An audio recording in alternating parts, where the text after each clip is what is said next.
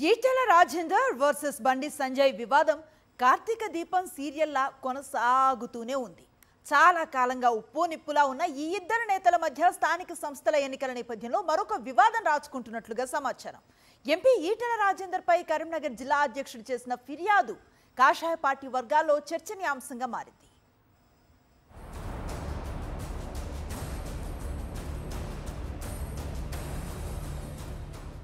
Malkajgiri MP Etela రాజేందర్ను విమర్శిస్తూ ఆయనపై చర్యలు తీసుకోవాలని కోరుతూ బీజేపీ రాష్ట్ర అధ్యక్షుడు రామచంద్రరావు దగ్గరకు ఓ ఫిర్యాదు వచ్చిందట.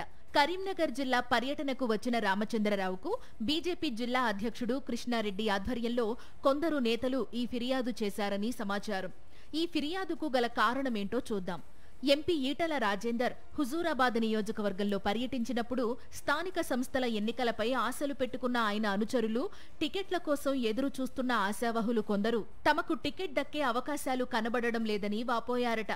దానికి వెంటనే స్పందించిన ఈటెల రాజేందర్ ఎవ్వరూ భయపడొద్దని, టికెట్లు ఎలా రావో చూస్తానని, రాకపోతే ఆల్ ఇండియా ఫార్వర్డ్ బ్లాక్ నుంచి సింహం గుర్తుపై టికెట్ ఇప్పిస్తానని వారితో అన్నారట.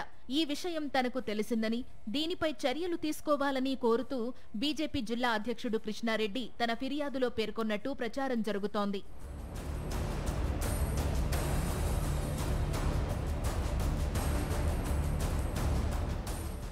గతంలో లాగానే ఈసారి కూడా కేంద్ర మంత్రి బండి సంజయ్ వర్గానికే టికెట్లు దక్కేలా ఉన్నాయనేది ఎంపీ ఈటెల రాజేందర్ అనుచరుల అనుమానం.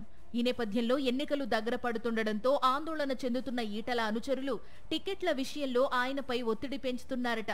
దాంతో ఆయన తన వారికి గట్టిగానే భరోసా ఇచ్చారని సమాచారం.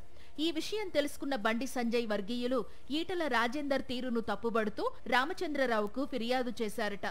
ఈటెల రాజేందర్ బీజేపీలో చేరిక నుంచి మొదలు బండి వర్సెస్ ఈటెల ఎపిసోడ్ కార్తీక దీపం సీరియల్లా నడుస్తోందనే సెటైర్లు వినిపిస్తున్నాయి.